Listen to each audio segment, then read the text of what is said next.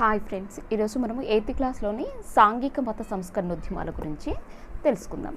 ఇందులోంచి బిట్టు రాకుండా ఖచ్చితంగా బిట్టు వస్తుంది ఫ్రెండ్స్. బిట్టు పడే ఏరియాస్ని నేను కవర్ చేస్తున్నాను, ఫాలో అవ్వండి ఫ్రెండ్స్ నా వీడియోస్ని. అయితే సాంఘిక మత సంస్కరణ ఉద్యమాలు భక్తి సాధువులు దేవుడు ఒక్కడేనని, మనుషులంతా సమానమని చాటారు. ఈ భావనలు 18-19 శతాబ్దాల్లో మరింతగా బలపడ్డాయన్నమాట. క్రైస్తవ ప్రచారకులు, ప్రాచ్య పండితులు మన దేశంకు వచ్చి, మన దేశం అంటే ప్రాచ్య పండితులు ఎవరు అనే దాని గురించి ఇప్పుడు మనము తెలుసుకుందాం. ప్రాచ్య పండితులు అంటే ఏంటి, వాళ్ళు ఎవరు? యూరోపియన్ కంపెనీలతో పాటు అనేక మంది క్రైస్తవ మత ప్రచారకులు భారతదేశంలో క్రైస్తవ మతాన్ని బోధించడానికి వచ్చారనమాట. అప్పటి స్థానిక మతాచరణలను, నమ్మకాలను వాళ్ళు తీవ్రంగా విమర్శించారు. క్రైస్తవ మతం పుచ్చుకోమని ప్రజలకు బోధించసాగారు. అదే సమయంలో వాళ్ళు అనేక విద్యా సంస్థలు, ఆసుపత్రులను కూడా నెలకొల్పారు. పేదలు, అవసరమున్న ప్రజలకు సేవ చేసే ఉద్దేశంతో దాతృత్వ పనులని చేపట్టారు. ఇది ప్రజల్లో కొత్త ఆలోచనను రేకెత్తించింది అన్నమాట. అనేక యూరోపియన్ పండితులు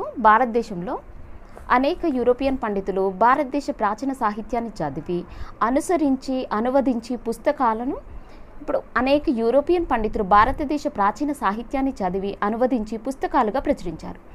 ప్రాచ్య దేశాల పుస్తకాలు చదవడమే కాకుండా వాటితో ప్రభావితులైనందున వాళ్ళని ప్రాచ్య పండితులు అంటారు. ఆ పుస్తకాలని చదివి అర్థం చేసుకోవడమే కాకుండా వాటిని అనుసరించడం వల్ల వీళ్ళని వాటిని అనుసరిస్తూ ప్రభావితులైనందువలన వాళ్ళని ప్రాచ్య పండితులు అంటారు. ప్రస్తుతం ఈ పుస్తకాలు అందరూ చదువుకోవడానికి అందుబాటులోకి వచ్చాయి. విలియం జోన్స్ మార్క్స్ ముల్లర్ సంస్కృత గ్రంథాలను ఆంగ్లంలోకి అనువదించిన ప్రాచ్య పండితులు ఎవరు? విలియం జోన్స్ మార్క్స్ ముల్లర్గా చెప్పవచ్చు. విలియం జోన్స్ మార్క్స్ ముల్లర్ సంస్కృత గ్రంథాలను ఆంగ్లంలోకి అనువదించడం జరిగింది. సంస్కృత, తమిళ, తెలుగు, పర్షియన్, అరబిక్ పురాతన పుస్తకాలను ఐరోపా భాషలోకి అనువదించడంతో పాటు దేశ సంపన్న వైవిధ్యభరిత సాంస్కృతిక వారసత్వాన్ని అందరూ గుర్తించారు.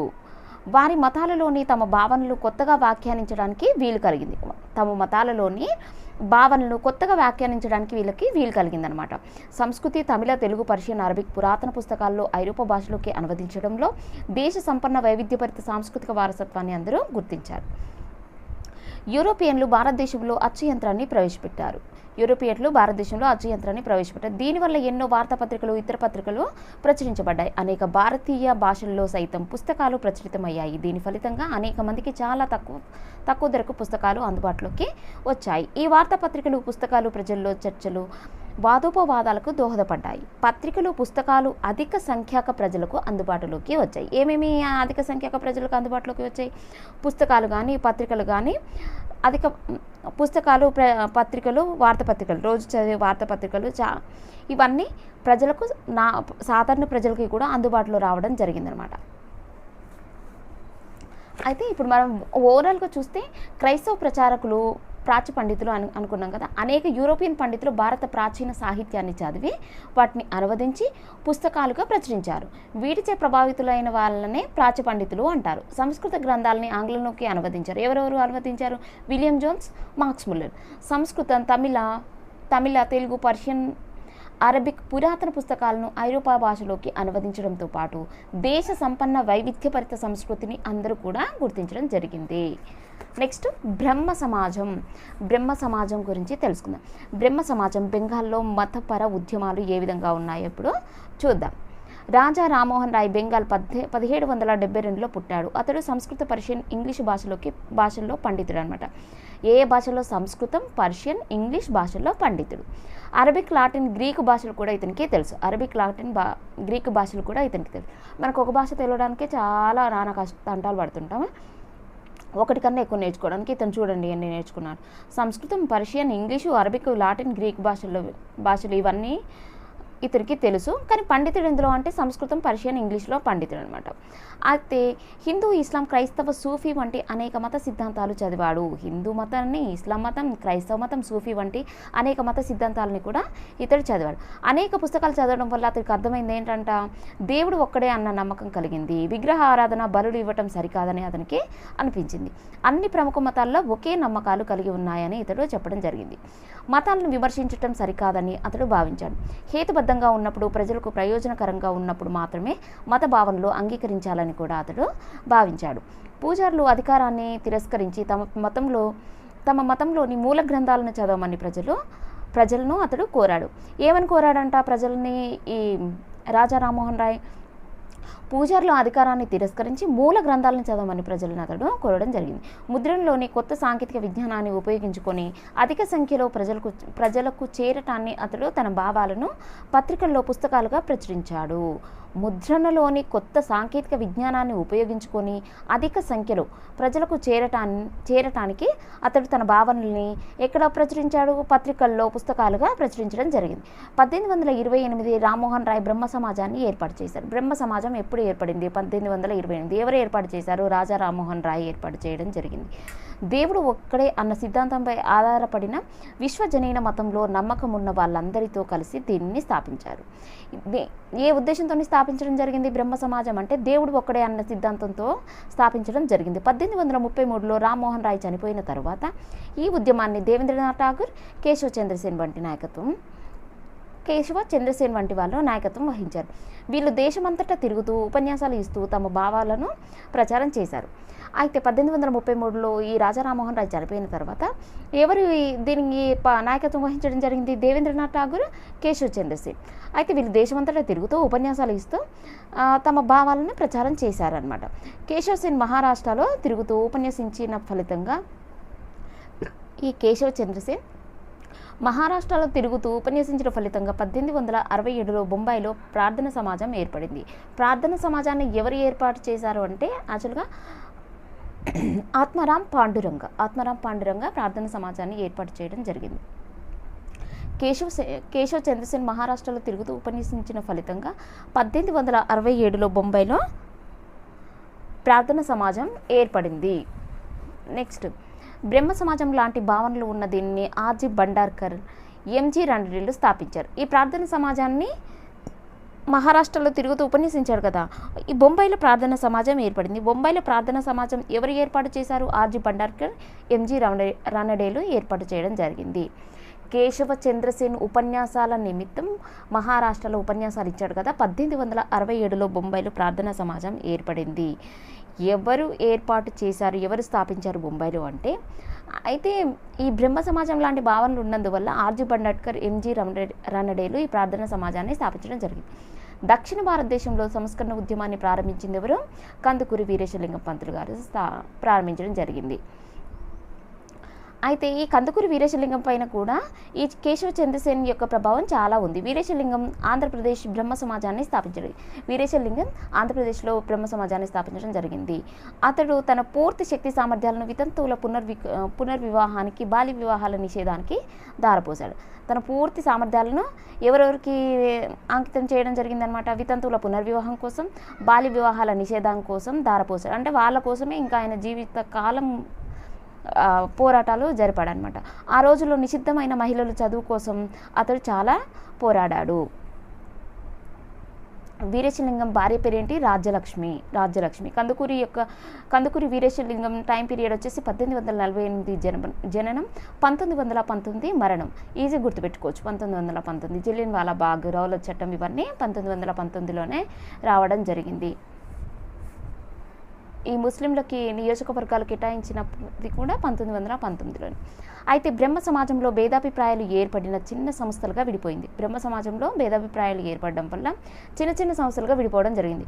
ఇది తరచూ ఒకదానితో ఒకటి ఘర్షణ పడుతూనే ఉండేది. చిన్న సంస్థలుగా విడిపోయిన తర్వాత కూడా ఒకదానితో ఒకటి ఘర్షణ పడుతూనే ఉండేది. కేశవ్ సేన్ చివరికి కాళీమాత పట్ల భక్తిని ప్రచారం చేశాడు. కేశవ్ సేన్ చివరికి కాళీమాత పట్ల భక్తిని ప్రచారం చేసిన కేశవ సేన్ చివరికి కాళీమాత పట్ల భక్తిని ప్రచారం చేసిన రామకృష్ణ పరమహంసకి శిష్యుడయ్యాడు. ఈ కేశవచంద్ర సేన్ చివరికి ఎవరి శిష్యుడయ్యారు? రామకృష్ణ పరమహంస యొక్క శిష్యుడయ్యాడు. ఇంకా రామకృష్ణ పరమహంస యొక్క శిష్యుడు ఎవరు? స్వామి వివేకానందగా కూడా చెప్పుకోవచ్చు. స్వామి వివేకానంద కూడా రామకృష్ణ శిష్యుడే.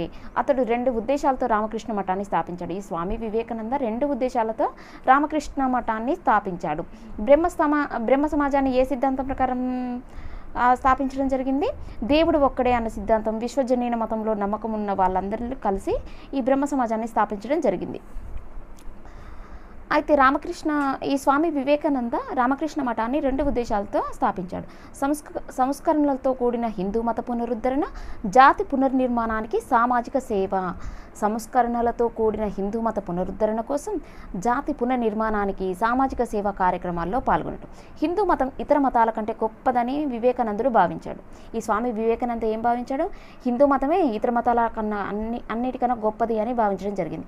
ఉపనిషత్తులు బోధనలకు ప్రాధాన్యతనిచ్చాడు. ఈ స్వామి వివేకానంద ఉపనిషత్తులకు బోధనలకు ప్రాధాన్యత ఇవ్వడం జరిగింది.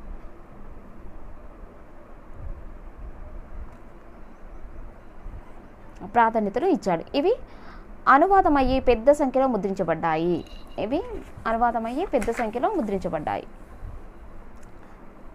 అదే సమయంలో హిందూ మతం మౌఢ్యం, మూఢాచారాలను వదిలిపెట్టి యూరోపియన్ సంస్కృతిలో మంచి అంశాలైన స్వేచ్ఛను, మహిళ పట్ల గౌరవం, పనితత్వం, సాంకేతిక విజ్ఞానం వంటి వాటిని కూడా అవలంబించాలని ఈ స్వామి వివేకానంద కోరుకున్నాడు. ఆసుపత్రులు, పాఠశాలలు, అనాథ శరణాలయాల వంటి వాటిని ఈ మిషన్ స్థాపించాలని, వరదలు, కరువులు వంటి కష్టకాలంలో సహాయ కార్యక్రమాలను అందజేయాలని అతడు కోరుకున్నాడు. అతడు ఆధునికీకరణను మతం ద్వారా మన మనసుల్లోకి చొప్పించాడు. అతడు ఆధునికీకరణ అనేది మతం ద్వారా మన మనసుల్లోకి చొప్పించడం జరిగింది. పంజాబ్ ఆర్య సమాజం ఎక్కడ ఏర్పడింది? పంజాబ్లో ఏర్పడింది. పంజాబ్లో ఆర్య సమాజం.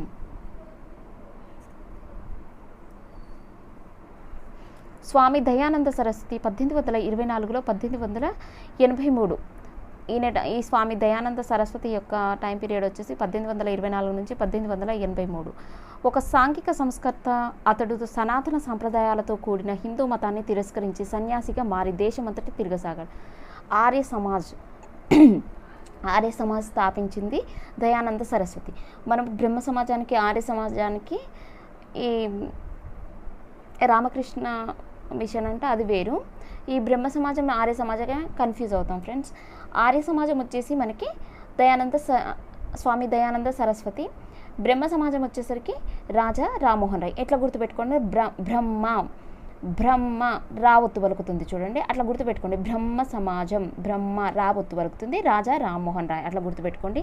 ఆర్య సమాజం, ఇంకా బ్రహ్మ సమాజం మనకి రాజా రామ్మోహన్ రాయ్ అంటే ఆర్య సమాజం దయానంద సరస్వతి. ఆర్యులు ఎవరు? సరస్వతి పుత్రులు, అట్లా గుర్తుపెట్టుకోండి. సరస్వతి అని గుర్తుపెట్టుకోండి. ఆర్యులు. స్వామి దయానంద సరస్వతి 1824 నుంచి 1883 వరకు ఒక సాంఘిక సంస్కర్త. అతడు సనాతన సాంప్రదాయాలతో కూడిన హిందూ మతాన్ని తిరస్కరించి సన్యాసిగా మారి దేశమంతటా తిరగసాగాడు. అతడు వేదాలని చదివి నిజమైన మతం వాటిలోనే ఉందన్నాడు. ఆ తర్వాత హిందూ మతంలోకి వచ్చి చేరిన అనేక దేవుళ్ళు, దేవతలను, గుడిలో విగ్రహారాధనను, బ్రాహ్మణ పూజారులను, కుల వ్యవస్థను అతడు తిరస్కరించాడు. సాధారణ పూజా విధానాలను వేద మంత్రాలతో ఒక్కడే దేవుడిని పూజించాలని అతడు ప్రచారం చేశాడు. మిగిలిన అన్ని మతాలను అతడు తప్పుపట్టాడు. మిగిలిన అన్ని మతాలను తిరస్కరించి ఇతర మతాలకు మారిన హిందువులు వేదాల ఆధారంగా ఉన్న హిందూ మతంలోకి తిరిగి రావాలని భావించారు. ఈ భావాల ప్రచారానికి అతడు 1875లో ఆర్య సమాజాన్ని స్థాపించాడు. 1875లో ఆర్య సమాజ స్థాపన జరిగిందనమాట. అదే బ్రహ్మ సమాజ స్థాపన వచ్చేసరికి 1828లో, ఆర్య సమాజం 1875లో. అయితే ఇతను సత్యార్థ ప్రకాశ్ అనే పుస్తకాన్ని రాశాడు. సత్యార్థ ప్రకాశ్ అన్న పుస్తకాన్ని రాయడం జరిగింది. ఈ పుస్తకం అధిక సంఖ్యలో ముద్రితమైంది. విద్యావంతులలో చాలామంది దీనిని చదివారు. సత్యార్థ ప్రకాశ్ అన్న పుస్తకాన్ని ఎవరు రాశారు? స్వామి దయానంద సరస్వతి రాయడం జరిగింది. అధిక సంఖ్యలో ముద్రితమైంది. విద్యావంతులు చాలామంది దీన్ని చదివారు. 1883లో అతడు చనిపోయిన తర్వాత అతడి అనుచరులు పంజాబ్లో దయానంద్ ఆంగ్లో వేదిక్ అంటే DAV దయానంద్ ఆంగ్లో వేదిక్ పాఠశాలను స్థాపించడం జరిగింది. పిల్లల ఆధునిక విషయాలు నేర్పుతూనే వారి మత సంస్కృతి గురించి కూడా తెలియజేశారు. ఈ పాఠశాలలో ఏం చెప్పారంట? పిల్లలకు ఆధునిక విషయాలను నేర్పుతూనే వారి మతం సంస్కృతి గురించి కూడా తెలపడం జరిగింది, తెలియజేసేవాళ్ళు అనమాట. ఈ పాఠశాల ఉద్దేశం ఏంటి? కొన్ని సంవత్సరాల తర్వాత ఆర్య సమాజం ఉద్యమంలోని ఈ పాఠశాల ఉద్దేశం అంటే ఇంతకుముందుకు చెప్పుకున్నాం కదా, పిల్లలు ఆధునిక విషయాలను నేర్పుతూనే వారి మత సంస్కృతి గురించి తెలియజేయడమే ఈ పాఠశాల యొక్క ఉద్దేశం అనమాట. కొన్ని సంవత్సరాల తర్వాత ఆర్య సమాజం ఉద్యమంలోని అభిప్రాయ భేదాలు ఏర్పడ్డాయి. ఆధునిక విషయాలు కాకుండా వేద మతాన్ని మాత్రమే బోధిస్తూ ఇతర మతాల ప్రభావాలను తిప్పికొట్టాలని కొంతమంది భావించారు. వీళ్ళు హరిద్వార్లో గురుకుల్ కాంగ్రీ విశ్వవిద్యాలయాన్ని స్థాపించారు. వేద మతాన్ని మాత్రమే బోధిస్తూ ఇతర మతాల ప్రభావాలను తిప్పికొట్టాలని కొంతమంది భావించారు కదా. భావించిన వీళ్ళు ఏం చేశారు, హరిద్వార్లో గురుకుల కాంగ్రీ విశ్వవిద్యాలయాన్ని స్థాపించడం జరిగింది. ఫస్ట్ ఏమో వీళ్ళు 1883లో అతడు చనిపోయాడు కదా, చనిపోయిన తర్వాత దయానంద ఆంగ్లో వేదిక్ పాఠశాలని స్థాపించారు. ఏ పర్పస్గా స్థాపించారు, పిల్లలకు ఆధునిక విద్య నేర్పుతూనే వారి మత సంస్కృతిని కూడా నేర్పడం అనేది వాళ్ళ ఉద్దేశం. అయితే కొన్ని సంవత్సరాల తర్వాత ఆర్య సమాజ ఉద్యమంలో కూడా అభిప్రాయ భేదాలు వచ్చాయి. ఈ ఆధునిక విషయాలు కాకుండా వేదాన్ని మాత్రమే బోధించాలి అనేది వీళ్ళ ఉద్దేశం. ఈ వేదాన్ని మాత్రమే బోధించాలని అనుకున్న వాళ్ళు హరిద్వార్లో గురుకుల కాంగ్రీ విశ్వవిద్యాలయాన్ని స్థాపించడం జరిగింది. ముస్లిం సంస్కరణలలో విద్య.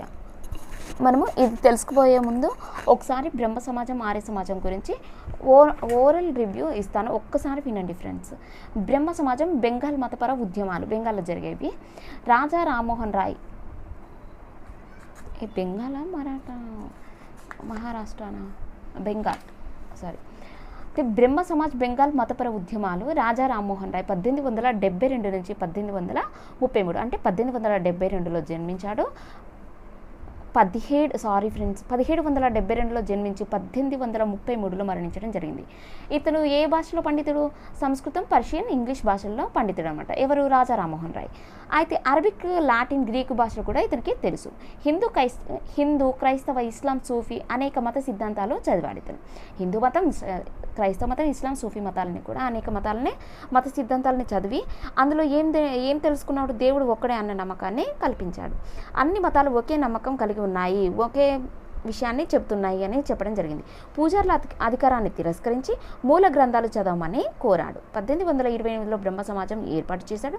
దేవుడు ఒక్కడే అన్న సిద్ధాంతం ప్రకారం ఈ బ్రహ్మ సమాజాన్ని ఏర్పాటు చేయడం జరిగింది. 1833లో చనిపోయిన తర్వాత దేవేంద్రనాథ్ ఠాగూర్, కేశవ చంద్రసేన్ వీళ్ళిద్దరూ ఈ బ్రహ్మ సమాజానికి నాయకత్వం వహించడం జరిగింది. అయితే కేశవ చంద్రసేన్ మహారాష్ట్రలో తిరుగుతూ ఉపన్యసించిన ఫలితంగా 1867లో బొంబాయిలో ప్రార్థన సమాజం ఏర్పడింది. ఈ ప్రార్థనా సమాజం ఎంజీ రండడే, ఆర్జీ పండట్కర్ ఏర్పాటు చేయడం జరిగింది. సేన్ చివరికి కాళీమాత భక్తి పట్ల రామకృష్ణ పరమహంస యొక్క శిష్యుడయ్యాడనమాట. బ్రహ్మ సమాజం లాంటి భావనలు ఉన్న దీన్ని ఎంజీ రండే, ఆర్జీ పండట్కర్ స్థాపించారు కదా. ఏంటిది, ప్రార్థనా సమాజాన్ని. అయితే సేన్ చివరికి ఏమయ్యాడు, కాళీమాత శిష్యుడైన ఈ రామకృష్ణ పరమహంస యొక్క శిష్యుడు అవ్వడం జరిగింది. దక్షిణ భారతదేశంలో సంస్కరణ ఉద్యమాలు ప్రారంభించింది ఎవరు, కందుకూరి వీరేశలింగ పంతులు.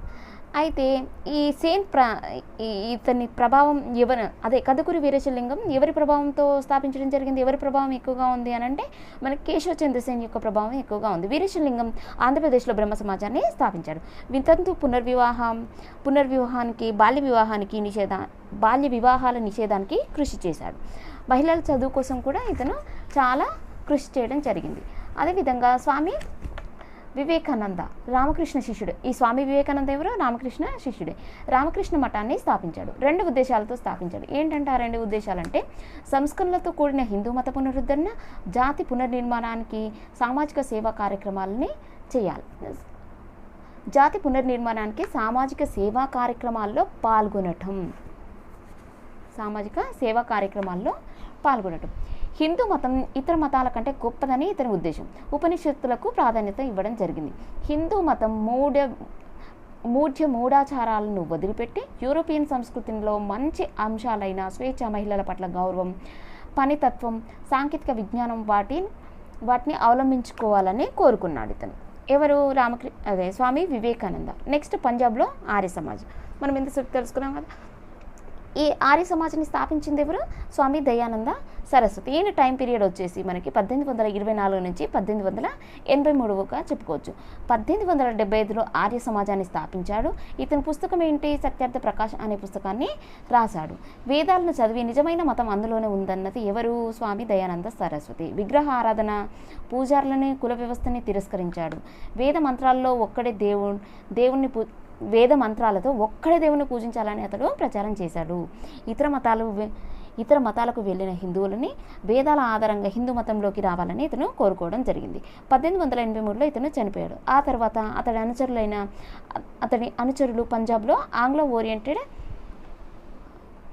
దయానంద ఆంగ్లో వేదిక అనే పాఠశాలని స్థాపించడం జరిగింది. ఈ ఆధునిక విషయాలను నేర్పుతూనే వారి మతం, సంస్కృతిని గురించి కూడా ఈ పాఠశాలలో తెలియజేశారు. అయితే కొన్ని సంవత్సరాల తర్వాత వీళ్ళ మధ్య ఏమంటారు, ఈ బ్రహ్మ సమాజం వీళ్ళ మధ్య అభిప్రాయ భేదాలు వచ్చాయి కదా. ఈ అభిప్రాయ భేదాలు ఈ అభిప్రాయ భేదాలు రావడం వల్ల ఆధునిక విషయాలే కాకుండా వేద మతాన్ని మాత్రమే బోధించాలని వీళ్ళు ఏం చేశారు, హరిద్వార్లో గురుకుల కాంగ్రీ విశ్వవిద్యాలయాన్ని స్థాపించడం జరిగింది. ఇప్పటి వరకు మనము బ్రహ్మ సమాజం, ఆర్య సమాజం, స్వామి వివేకానంద గురించి తెలుసుకుందాం. ఇప్పుడు మనము ముస్లిం సంస్కరణలో విద్య గురించి తెలుసుకుందాం.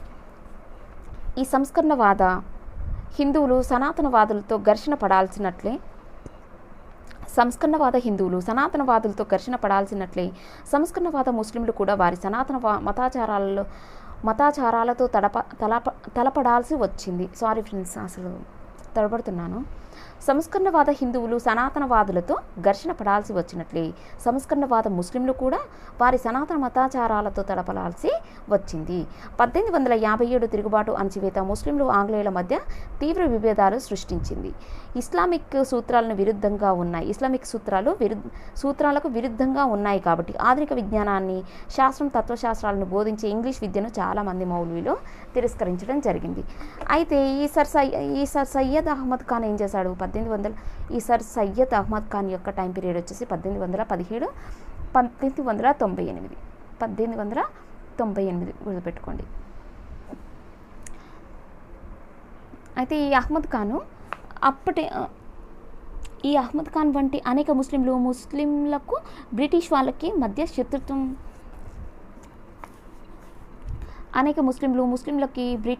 మధ్య శత్రుత్వం అంతం కావాలని భావించారు. ప్రగతి సాధించడానికి ముస్లింలు ప్రభుత్వంలో పాల్గొంటూ ప్రభుత్వ ఉద్యోగాల్లో పెద్ద వాటా పొందాలని వీళ్ళు భావించారు. ముస్లిం ప్రజలు ఆధునికీకరణ చెందడానికి సర్ సయ్యద్ కృషి చేశాడు. ఒక పత్రికా రచన ద్వారా అతడు తన భావాలని ప్రచారం చేయడం జరిగింది. ఏంటా పత్రిక అంటే, ఆధునిక విద్య వ్యాప్తికి సర్ సయ్యద్ అలీగర్ ఉద్యమాన్ని ప్రారంభించాడు. ముస్లింల సాంఘిక సంస్కరణల ఆధునిక విద్యా వ్యాప్తికి సర్ సయ్యద్ అలీగర్ ఉద్యమాన్ని ప్రారంభించడం జరిగింది. అలీగర్ ఉద్యమాన్ని ఎవరు ప్రారంభించారు? సర్ సయ్యద్ అహ్మద్ ఖాన్ ప్రారంభించడం జరిగింది. మహిళలు చదువుకోవాలని, పరదాను వదిలివేయాలని అతడు భావించాడు. ఇస్లాంని పునఃవ్యాఖ్యానించి మతానికి ఆధునిక విజ్ఞాన శాస్త్రం, తత్వశాస్త్రాలకు మధ్య ఉన్న అగాధాన్ని పూడ్చాలని అనుకున్నాడు అనమాట. అయితే 1864లో సర్ సయ్యద్ ఒక విజ్ఞాన సంఘాన్ని ఏర్పాటు చేశాడు. అనేక విజ్ఞాన అనుచరులని ఈ సంఘంలో ఉర్దూలోకి ప్రచురించాడు.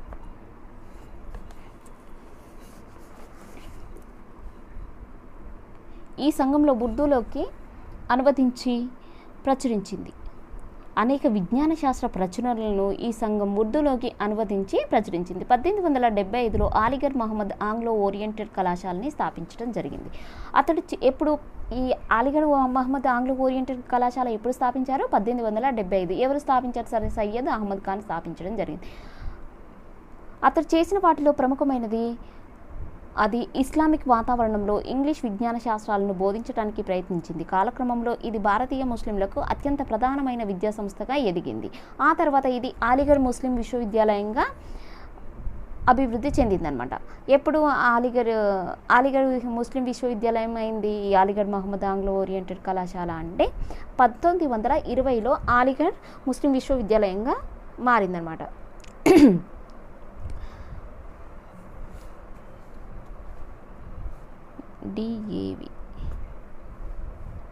డిఏవి ఎంఏవి సంస్థలు వారి మత బోధనలతో మారినాయి. డిఏవి అంటే ఏంటి? దయానంద, మనం ఇంతకుముందుగా చదువుకున్నాం కదా, దయానంద్ ఆంగ్లో వేదిక్ అనేది డిఏవి. ఎంఏవి అంటే అలీగఢ్ ముస్లిం విశ్వవిద్యాలయం. ఎంఏవి అంటే అలీగఢ్ మహమ్మద్ ఆంగ్లో ఓరియంటెడ్ కళాశాల. సంస్థలు వారి మత బోధనలతో మారిన అవసరాలకు అనుగుణమైన జ్ఞానాన్ని అందించి వారి సమాజాన్ని ఆధునీకరించారు.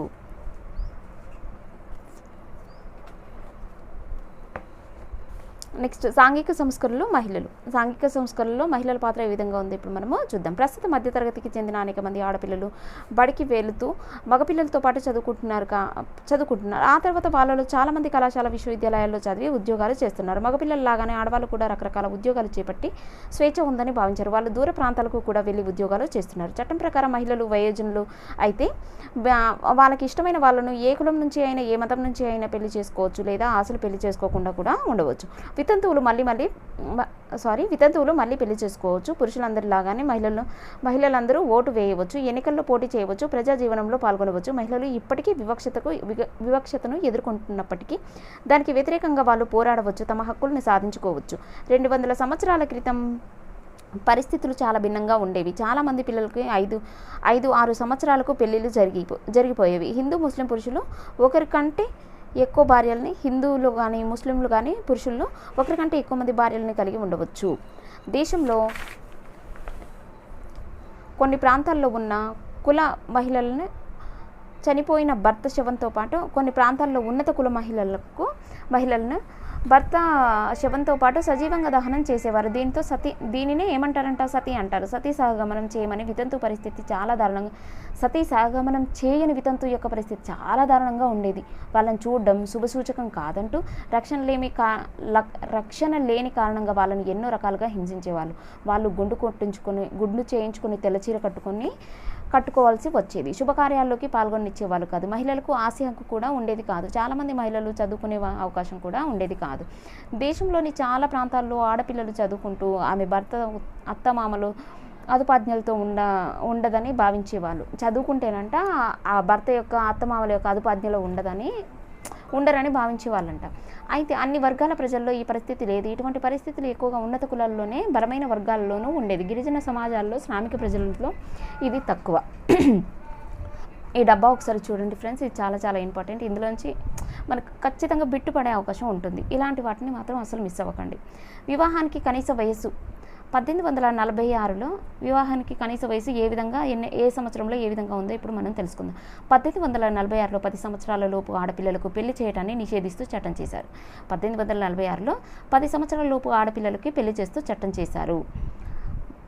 పెళ్లి చేయడాన్ని నిషేధిస్తూ చట్టం చేయడం జరిగింది. 1846 4-6 కలిపితే 10 సంవత్సరాల లోపు పిల్లలకు పెళ్లి చేయడాన్ని నిషేధిస్తూ చట్టం చేయడం జరిగింది. అదేవిధంగా 1891లో దీనిని 12 సంవత్సరాలకి పెంచారు. 12 సంవత్సరాలకి పెంచడం జరిగింది 1891లో. 1929లో శారదా చట్టం ద్వారా వివాహానికి కనీస వయస్సు వచ్చేసరికి మనకి 14 సంవత్సరాలకు పెంచారు. ఈ పరిమితి 1978లో ఆడపిల్లలకు 18 సంవత్సరాలు, మగపిల్లలకు 21 సంవత్సరాలు. ఆడపిల్లలకు 18 సంవత్సరాలు, మగపిల్లలకి 21 సంవత్సరాలు చేయడం జరిగింది. నెక్స్ట్, ఇంటి పని భారం ఇంటికి వంటింటికి పరిమితం కావటం, బయటకు వెళ్ళనివ్వకపోవడం, చదువుకోనివ్వకపోవడం వంటి మహిళా సమస్యల గురించి రామ్మోహన్ రాయ్ వంటి వాళ్ళు, ఈ రాజా రామ్మోహన్ రాయ్ వంటి వాళ్ళు సంఘ సంస్కర్తలు రాశారు. మహిళా సమస్యల గురించి రామ్మోహన్ రాయ్ వంటి సంఘ సంస్కర్తలు రాశారు. అతడు సతికి వ్యతిరేకంగా ప్రచారం చేశారు. మత గ్రంథాలను వితంతువుల్ని కాల్చి చంపడానికి ఎలాంటి ఆమోదం లేదని చూపటానికి ప్రయత్నించడం జరిగింది. 19వ శతాబ్దం ఆరంభం నాటికి బ్రిటిష్ అధికారులలో చాలామంది కూడా భారతీయ సాంప్రదాయాలు, ఆచారాలని విమర్శించసాగారు. రామ్మోహన్ రాయ్ వాదాన్ని వాళ్ళు ఆలకించారు. ఆ విధంగా 1829లో సతీ అధికారికంగా నిషేధించబడింది. మరొక బెంగాలీ సంస్కర్త అయిన ఈశ్వరచంద్ర విద్యాసాగర్ వితంతువు, ప్రత్యేకించి బాలిక వితంతువు పునర్వివాహానికి పోరాడాడు. చివరికి వితంతువుల పునర్వివాహాన్ని అనుమతిస్తూ 1855లో చట్టం చేశారు. బాల్య వివాహాలను వ్యతిరేకంగా ఒక పురుషుడు అనేక మంది స్త్రీలను పెళ్లి చేసుకోవడానికి వ్యతిరేకంగా కూడా ఈ విద్యాసాగర్ పోరాడాడు. బాలిక విద్య కోసం అతడు ఉద్యమించాడు. తీవ్ర వ్యతిరేకతకు ఎదురైనప్పటికీ కూడా బాలిక కోసం పాఠశాలలో నెలకొల్పాడు. 1856లో కలకత్తాలో జరిగిన మొదటి వితంతు పునర్వివాహానికి ఒక ప్రేక్షకుడు ఇలా వివరించాడు. ఆ రోజున నేను ఎన్నటికీ మర్చిపోలేను. విద్యాసాగర్ తన మిత్రుడైన పెళ్లి కొడుకుతో పాటు వచ్చినప్పుడు ఇసుక వేస్తే రాలనంతగా సందర్శకులు గుమ్మిగూడి ఉన్నారు. ఆ పెళ్లి జరిగిన తర్వాత బజార్లలో, దుకాణాలలో, వీధుల్లో, బహిరంగ ప్రదేశాల్లో, విద్యార్థులు వసతి గృహాల్లో, ఇళ్లలో, మారుమూల గ్రామాల్లో అంతటా అందరి నోట ఇదే చర్చ. మహిళలు కూడా ఈ విషయం గురించి తీవ్రంగా చర్చించారు. వితంతు పునర్వివాహాన్ని సమర్థించి వాళ్ళు, వ్యతిరేకించి వాళ్ళ మధ్య సంభాషణ ఊహించి రాయండి. అంటే మనము ఒకవేళ స్కూల్లో చెప్పినట్లయితే పిల్లల చేత ఈ యాక్టివిటీ చేయించుకురమ్మని చెప్పాలి. నిజాం ప్రాంతంలో సంస్కరణ ఉద్యమాలు. బ్రిటిష్ పర్యవేక్షణలో నిజాం ప్రాంతం రాచరిక పాలనలో ఉన్నప్పటికీ దేశంలో సంఘ సంస్కరణలు దేశంలోని సంఘ సంస్కరణ ఉద్యమాల్లో అది ప్రభావితం అయింది. మహిళల అంశాల గురించి రాయటానికి మొహిబ్ హుస్సేన్ వంటి సంఘ సంస్కర్తలు ముల్లిం ఏ నిస్వాన్ అన్న పత్రికను ప్రారంభించారు. ఈ మహిళల అంశాల గురించి రాయటానికి ముల్లిం ఏ నిస్వాన్ అన్న పత్రికని ప్రారంభించారు. ఎందుకోసం ప్రారంభించాడు? మహిళల అంశాల గురించి రాయడానికి. మహిళలు చదువుకోవాలని అతడు ప్రచారం చేయసాగాడు. పరదా వ్యవస్థను వ్యతిరేకించాడు. ఒకప్పుడు రాజరిక కుటుంబాల పరిమితమైన పరదా వ్యవస్థ కింది వర్గాలకు కూడా విస్తరించడం అతడికి ఆందోళనలను కలిగించింది. అతడు రాసిన ద్విపద కవితలు 3 సాంప్రదాయాలను విమర్శిస్తూ సంస్కరణ స్ఫూర్తితో ఉండేవి. మన దేశం ఎంతో సాంప్రదాయకబద్ధమైనది, మొండి స్వభావం కలది. అత్యంత పురాతన సాంప్రదాయాల అలవాట్లు ఇంకా అంటిపెట్టుకొని ఉంది. అంతేకాకుండా అతడు సూఫీ సాంప్రదాయమైన ఐక్యతను ప్రోత్సహించాడు. హిందూ ముస్లింల వైరానికి కృషి చేసేవాళ్ళు అత్యంత విషపూరితమైన పాముల కంటే ప్రమాదకరమైన వాళ్ళు అని ఎవరు చెప్పారు? మొహిబ్ హుస్సేన్ చెప్పడం జరిగింది. పైన పేర్కొన్న దాంట్లో మహిళల హక్కుల కోసం పోరాడిన వాళ్ళలో ఎక్కువగా పురుషులే ఉన్నారు, గమనించే ఉంటాం. ఆ సమయంలో చాలా తక్కువ మంది మహిళలు చదువుకొని ఉండటం, ప్రజా కార్యక్రమాల్లో మహిళలు భాగస్వాములయ్యే అవకాశం లేకపోవటం వల్ల ఈ పరిస్థితి ఉంది. ఇటువంటి పరిస్థితుల్లో సైతం మహిళల హక్కుల కోసం పోరాడిన కొంతమంది సాహస మహిళల గురించి ఇప్పుడు మనము తెలుసుకుందాం. మహిళా సంస్కర్తలు సావిత్రిబాయి జ్యోతిరావు పులే 1831-1897. ఈ సావిత్రిబాయి టైం పీరియడ్. మహారాష్ట్రలో మహిళల హక్కులను సాధించడంలో భర్త జ్యోతి బాపులేతో పాటు సావిత్రిబాయి పులే ముఖ్యమైన పాత్ర పోషించింది. 1848లో పూణేలో అంటరాని కులాల బాలికల కోసం జ్యోతి బాపులే ఒక పాఠశాల స్థాపించాడు. సావిత్రిబాయికి శిక్షణనిచ్చి మొదటి మహిళా ఉపాధ్యాయునిగా చేశాడు. పూణేలో 1848లో ఈ పూణేలో మహిళల కోసం ఒక పాఠశాలను ఏర్పాటు చేయడం జరిగింది. అంటరాని కులాల బాలికల కోసం జ్యోతి బాపులే. అయితే అందులో మొదటి మహిళా ఉపాధ్యాయురాలుగా ఈ సావిత్రిబాయి పులే ఉందన్నమాట. కింది కులాల బాలికలు కింది కులాల బాలికలకు చదువు చెప్పటం పట్ల తీవ్ర వ్యతిరేకత ఉన్నప్పటికీ సావిత్రిబాయి దానిని కొనసాగించింది. జ్యోతిరావు పులే చనిపోయిన తర్వాత సత్యశోధక్ సమాజ్ బాధ్యతలను సావిత్రిబాయి చేపట్టింది. అంటే సత్యశోధక్ సమాజ్ ఎవరు ఏర్పాటు చేయడం జరిగింది? జ్యోతిరావు పులే బాధ్యతలు చేపట్టింది. ఆమె సమావేశాల అధ్యక్షత వహించి కార్యకర్తల మార్గదర్శకత్వం చేసింది. ప్లేగు మహమ్మారి బారిన పడిన ప్రజల కోసం సావిత్రిబాయి అహర్నిశలు పనిచేసింది. పేద పిల్లల కోసం శిబిరాలు నిర్వహించింది. ఈ మహమ్మారి కాలంలో ఆమె ప్రతిరోజు 2000 మంది పిల్లలకి అన్నం పెట్టేది.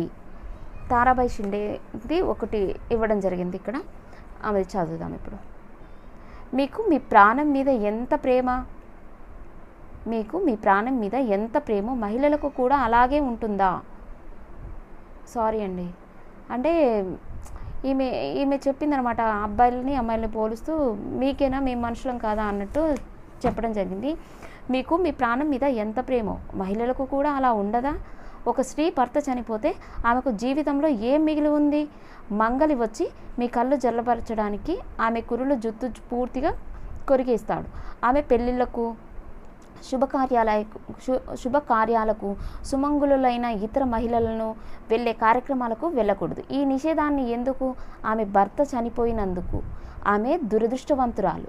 ఆమె నుదుటి మీద కష్టాలు రాసి ఉన్నాయి. ఆమె దుశ్శకునం ఆమె ముఖమే చూడకూడదు అని తారాబాయి షిండే శ్రీ పురం తుల్నా 1882లో సావిత్రిబాయి పులేతో కలిసి తారాబాయి షిండే పనిచేసింది. తారాబాయి షిండే ఈ మాటలు చెప్పడం జరిగిందనమాట. అయితే స్త్రీ పురుష తుల్నా ఆమె రాసింది 1882. స్త్రీ పురుష్ తుల్నా అనే గ్రంథంలో రాసిన దాని నుంచి ఒక చిన్న పాట తీసుకోవడం జరిగింది. ఇక్కడ ముద్రించారనమాట. సావిత్రిబాయి పులేతో కలిసి ఈ తారాబాయి షిండే పనిచేశారంట. పండిత రమాబాయి సరస్వతి 1858 నుంచి 1922. రమాబాయి మహారాష్ట్రలో జన్మించింది. సనాతనులు వ్యతిరేకించినప్పటికీ ఆమె తండ్రి ఆమెకు సంస్కృతి గ్రంథాలను బోధించాడు. తండ్రి చనిపోయిన తర్వాత సోదరునితో కలిసి రమాబాయి దేశమంతటా తిరిగి బెంగాల్లోని కోల్కతాకి కూడా వెళ్ళింది. ఆమె పాండిత్యానికి గుర్తింపు ఆమె పండిత రమాబాయి సరస్వతిగా పిలువబడేది. పండిత రమాబాయి ఆమె పాండిత్యానికి గుర్తింపుగా ఆమె పండిత రమాబాయి సరస్వతిగా పిలువబడేది. పశువులతో ప్రవర్తించినట్లు పురుషులు స్త్రీలతో ప్రవర్తిస్తారు. మా పరిస్థితి మెరుగుపరుచుకోవడానికి ప్రయత్నిస్తుంటే మేము పురుషులని వ్యతిరేకిస్తున్నాం, తిరుగుబాటు చేస్తున్నామని, అది పాపమని అంటారు. మగవాళ్ళ దుష్కృత్యాలను భరిస్తూ వాటిని వ్యతిరేకించకపోవడమే పెద్ద పాపం, ఇది కాదు పాపం అని అన్నది ఎవరు? రమాబాయి. మహిళలకు ప్రత్యేకించి వితంతువులకు సహాయపడడానికి రమాబాయి తన జీవితాంతం అంకితం చేసింది. ఇంగ్లాండ్, అమెరికా దేశాలు మహిళా సంఘాల గురించి తెలుసుకోవడానికి ఆమె ఒంటరిగా ఆ దేశాలకు వెళ్ళింది. భారతదేశానికి తిరిగి వచ్చిన తర్వాత ఆమె వితంతువులని విద్యావంతుల్ని చేయడానికి ముంబైలో శారదా సదన్ అన్న ఆశ్రమాన్ని స్థాపించింది. ఆమె భారతదేశానికి తిరిగి వచ్చిన తర్వాత వితంతువులని విద్యావంతుల్ని చేయడానికి ముంబైలో శారదా సదన్ అన్న ఆశ్రమాన్ని స్థాపించింది. ఆ పాఠశాలలో మహిళలు తమ కాళ్ళపై తాము నిలబడేలా అనేక వృత్తి విద్యలను, నైపుణ్యాలను నేర్పించేవారు. ఆశ్రమం వితంతువులు, అనాథలు, అంధులు మొదలైన వాళ్ళకి వసతి సౌకర్యంతో పాటు చదువు, వృత్తి విద్య, వైద్య సేవలు కూడా అందించేది. పురుషులపై ఆధారపడి ఉంటారు కాబట్టి మహిళలు అన్ని దాష్టికాలను మౌనంగా భరించాల్సి వస్తుందని, సొంత సంపాదన ఉంటేనే తమ హక్కుల్ని సాధించుకోగలుగుతారని ఆమె తరచూ అంటూ ఉండేది. ముస్లిం మహిళల్లో చదువు 20వ శతాబ్దం ప్రారంభం నుంచి భోపాల్కి చెందిన బేగంలు ముస్లిం మహిళల్లో చదువు ఎలా సాగిందో ఇప్పుడు చూద్దాం. 20వ శతాబ్దం ఆరంభం నుంచి భోపాల్కి చెందిన బేగంలు ముస్లింలు మహిళల్లో విద్యా వ్యాప్తికి కృషి చేశారు. ఈ బేగం ముస్లిం అనే మహిళల్లో విద్యా వ్యాప్తికి కృషి చేయడం జరిగింది. పాట్నా, కోల్కతాలలో ముస్లిం బాలికలకు బేగం రోకియా, పాట్నా ఎక్కడుంది? బీహార్. కోల్కతాలో వెస్ట్ బెంగాల్. కోల్కతాలో ముస్లిం బాలికలు బేగం రోకియా, సఖావత్ హుస్సేన్ పాఠశాలలు ప్రారంభించారు. ఈ బేగం రోకియా, సఖావత్ హుస్సేన్ పాఠశాలలు ప్రారంభించారు. అన్ని మతాల నాయకులు మహిళలకు తక్కువ స్థానాన్ని ఇచ్చారని వాదిస్తూ సనాతన భావాలను నిర్భయంగా విమర్శిస్తూ ఉండేది. ఈ సంఘ సంస్కర్తలు కృషి ఫలితంగా బాలికల కోసం పాఠశాలలు, కళాశాలలు స్థాపించారు. నెక్స్ట్ సంఘ సంస్కర్తల కుల వ్యవస్థ.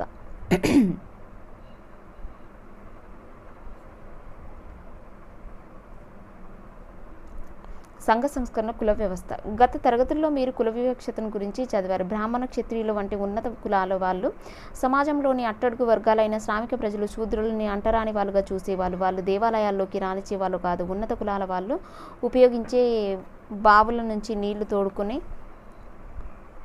తోడుకొనిచ్చేవాళ్ళు కాదు. చదవటం రాయటం నేర్చుకునిచ్చేవాళ్ళు కాదు. మత గ్రంథాలు చదవనిచ్చేవాళ్ళు కాదు. ఇంకా చదవటం రాయటమే రానప్పుడు మత గ్రంథాలు ఎలా చదువుతారు? వాళ్ళు తక్కువ వాళ్ళని, ఉన్నత కులాలకు సేవ చేయటమే వాళ్ళ పని అని భావించేవాళ్ళు. ఆనాటి పాలకులు, రాజులు ఈ కుల నియమాలను పాటించని వాళ్ళను శిక్షిస్తూ ఈ కుల వివక్షతను కొనసాగించేవాళ్ళు. ఇంక ఇదంతా మనకంత ఇంపార్టెంట్ ఏం కాదు ఫ్రెండ్స్.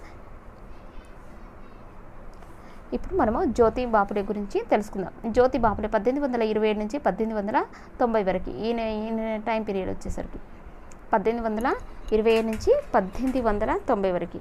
అదే సావిత్రిబాయి పులే అయితే మనకి 1831 నుంచి 1897. ఈయన 90లో చనిపోతే ఆమె 97లో చనిపోయింది. ఆమెది 31 అయితే అవుతుంది, 27, 4 years డిఫరెంట్. జ్యోతి బాపులే మహారాష్ట్రలో జన్మించాడు. క్రైస్తవ మత బోధకులు ప్రారంభించిన పాఠశాలలో చదువుకున్నాడు. ఇతని పత్రికలు వచ్చేసి ధర్మ తృతీయారత్న, శివాజీ జీవితం, గులాంగిరి. ధర్మ తృతీయారత్న, శివాజీ జీవితం, గులాంగిరి అనే పత్రికలు రాయడం జరిగింది. ఈయన పత్రికలు వచ్చేసి అయితే జ్యోతిబా తన బ్రాహ్మణ మిత్రుడి పెళ్లి ఊరేగింపులో పాల్గొన్నప్పుడు వాళ్ళ కుటుంబ సభ్యులు చేసిన అవమానంతో అతడి జీవితం మలుపు తిరిగిందనే చెప్పవచ్చు. అతడు సమాజంలోని కుల వివక్షతపై తనదైన అభిప్రాయాలు ఏర్పరచుకొని తాము మిగిలిన వాళ్ళ కంటే ఉన్నతులమని బ్రాహ్మణుల వాదనను ఖండించసాగాడు. శూద్రులు అంటే శ్రామిక కులాలు. శూద్రులు అంటే ఎవరు? శ్రామిక కులాలు. అతి శూద్రులు అంటే అంటరాని వాళ్ళు. శూద్రులు అంటేనేమో శ్రామిక కులాలు, అతి శూద్రులు అంటే అంటరాని వాళ్ళు కలిసి కుల వివక్షతను వ్యతిరేకంగా పోరాడడానికి అతడు కోరాడు. సత్యం, సమానత్వం అన్న సూత్రాల ఆధారంగా నూతన సమాజాన్ని ఏర్పాటు చేయడానికి సత్యశోధక్ సమాజ్ అన్న సంస్థను జ్యోతి బాపులే స్థాపించాడు. అంటరాని వాళ్ళుగా భావించే మహంగ్ కులాలకు చెందిన బాలికల కోసం అతని భార్య సావిత్రిబాయి పులే ఒక పాఠశాల తెరిచారు. తమ బంధువుల నుంచి సైతం వాళ్ళు వ్యతిరేకతను ఎదుర్కోవడం జరిగింది. కుల వ్యవస్థను బానిసత్వంగా పరిగణిస్తూ అతడు దానిని వ్యతిరేకంగా గులాంగిరి వంటి ఎన్నో పుస్తకాలు రాశాడు. నిమ్న కులాల పిల్లల కోసం నిమ్న కులాల టీచర్లే పాఠాలు చెప్పి ప్రత్యేక పాఠశాల కళాశాల వసతి గృహాల కోసం సత్యశోధక్ సమాజ్ పూలే ఉద్యమించాడు. సత్యశోధక్ సమాజ్ ఎప్పుడు ఏర్పాటైంది? 1873లో ఏర్పాటు చేయడం జరిగింది. వ్యాసరచన, చర్చ, వక్తృత్వం వంటి అంశాల్లో పోటీలు పెట్టి నిమ్న కులాల వాళ్ళలో ఆత్మవిశ్వాసం, ఆత్మగౌరవం పెంపొందేలా చేశారు. బ్రాహ్మణులు లేకుండా వివాహాలు, కర్మకాండాలను నిర్వహించమని నిమ్న కులాలకు అతడు పిలుపునిచ్చాడు. నెక్స్ట్ నారాయణ గురు మనుషులందరికీ ఒకే కులం, ఒకే మతం, ఒకే దేవుడు భావనను ప్రచారం చేసిన వారెవరంటే నారాయణ గురుగా చెప్పవచ్చు. అయితే అతని తండ్రి ఆయుర్వేద డాక్టర్. పిల్లల కోసం అతడు నడిపిన బడిలోనే నారాయణ గురు కూడా చదువుకున్నాడు. ఈజువ కులస్తులు సారాయి కాయటం, జంతుబలులు వంటి వాటిని మానేయమని నారాయణ గురు పిలుపునిచ్చాడు. అతడు కుల వివక్షతను పాటించని దేవాలయాలను స్థాపించాలని అన్నాడు. వాటిలో బ్రాహ్మణ పూజారులు లేకుండా సామాన్యమైన పూజా విధానాలను అనుసరించి వాళ్ళు గుడులు కట్టడం కంటే బాలులకు బడులు కట్టడం ఎంతో ముఖ్యమని అతడు చెప్పడం జరిగింది. అన్ని రూపాల్లో కుల వివక్షత అంతం కావాలని అతడు ఉద్యమించాడు. నెక్స్ట్ డాక్టర్ బిఆర్ అంబేద్కర్ 1891 నుంచి 1956. 1891 నుంచి 1956. ఇది ఎవరైనా గుర్తుపెట్టుకుంటారు. అంబేద్కర్ మహారాష్ట్రలో జన్మించాడు. సైన్యంలో పనిచేస్తున్న అతని తండ్రి పిల్లలను చదువుకోమని ప్రోత్సహించాడు. రోజువారీ జీవితంలో కుల వివక్షతకు గురి కావటం అంటే ఏమిటో అంబేద్కర్ బాల్యంలోనే అనుభవించాడు. బడిలో అంబేద్కర్ ఇతర అంటరాని పిల్లలను వేరుగా కూర్చోబెట్టేవాళ్ళు. టీచర్ వాళ్ళపై శ్రద్ధ చూపేవాళ్ళు కాదు. వాళ్ళకు దాహం అయితే మంచినీళ్ళు కుండను తాకకూడదు కాబట్టి ఉన్నత కులానికి చెందిన ఎవరైనా పైనుంచి నీళ్లు పోయాల్సి వచ్చేది. అనేక సామాజిక ఆర్థిక ఇబ్బందులు ఎదుర్కొని భారతదేశంలో కళాశాల విద్య పూర్తి చేసిన మొదటి దళితులలో ఎవరు అంటే అంబేద్కర్ ఒకడయ్యాడు. మొదటి దళితులలో కళాశాల విద్యను పూర్తి చేసిన వాళ్ళలో ఒకడయ్యింది ఎవరంటే అంబేద్కర్గా చెప్పుకోవచ్చు. పై చదువులకు అతను అమెరికా, ఇంగ్లాండ్ దేశాలకు వెళ్ళాడు. భారతదేశానికి తిరిగి వచ్చిన తర్వాత న్యాయవాద వృత్తి చేపట్టారు. టీచర్గా పనిచేశాడు. 1927లో దళితులు హిందూ దేవాలయాల్లో ప్రవేశం కోసం ప్రభుత్వ తాగునీటి వనరుల నుంచి నీళ్లు ఉపయోగించుకునే హక్కుల కోసం అతడు ఉద్యమాలు చేపట్టాడు. ఎప్పుడు 1927లో దళితులు హిందూ దేవాలయాల ప్రవేశం కోసం ప్రభుత్వ తాగునీటి వనరుల నుంచి నీళ్లు ఉపయోగించుకునే హక్కు కోసం అతడు ఉద్యమాలను చేపట్టడం జరిగింది. కుల వ్యవస్థపై ప్రత్యేకంగా అంటరానితనంపై జాతీయ ఉద్యమం దృష్టి నిలపాలని, తద్వారా చారిత్రక వారసత్వంగా వస్తున్న కుల వివక్షత లేని స్వతంత్ర భారతదేశం కావాలని అంబేద్కర్ ఆకాంక్షించాడు. దళితులను చైతన్యపరచడం, అతడు చేసిన కృషిని గుర్తించి భారతదేశ రాజకీయ భవిష్యత్తుని అన్న అంశంపై 1932లో వలస ప్రభుత్వం నిర్వహించిన సమావేశానికి అతడిని ఆహ్వానించారు. 1932 భారతదేశ రాజకీయ భవిష్యత్ అన్న అంశంపై 1932 వలస ప్రభుత్వం నిర్వహించిన సమావేశానికి అతనికి ఆహ్వానించడం జరిగింది. అతన్ని శాసనసభలో దళిత అభ్యర్థుల్లో దళితులు వేరుగా ఓటు వేయాలని అతడు వాదించాడు. బ్రిటిష్ ప్రభుత్వం ఈ ప్రతిపాదనను అంగీకరించింది, కానీ గాంధీజీ దాన్ని వ్యతిరేకించాడు. చివరికి దళితులకు కొన్ని సీట్లు రిజర్వ్ చేసి అందరూ వాళ్లకు ఓట్లు వేసేలా అంగీకరించడానికి వచ్చారు. దళితుల ప్రయోజనాలకు ప్రాతినిధ్యం వహించడానికి అతడు ఇండిపెండెంట్ లేబర్ పార్టీని స్థాపించాడు. ఎప్పుడు ఈ ఇండిపెండెంట్ లేబర్ పార్టీని స్థాపించడం జరిగింది? 1936లో ఇండిపెండెంట్ లేబర్ పార్టీని స్థాపించారు. 1932 ప్రాంతంలో అంటరానితనానికి వ్యతిరేకంగా గాంధీజీ ఉద్యమం ప్రారంభించారు. అంటరాని కులాల వాళ్లకు అతడు హరిజనులు అంటే దేవుడి ప్రజలు అని పేరు పెట్టాడు. 1947 స్వాతంత్రం వచ్చిన తర్వాత దేశానికి మొదటి న్యాయశాఖ మంత్రిగా పదవి చేపట్టిన అంబేద్కర్ను ఆహ్వానించారు.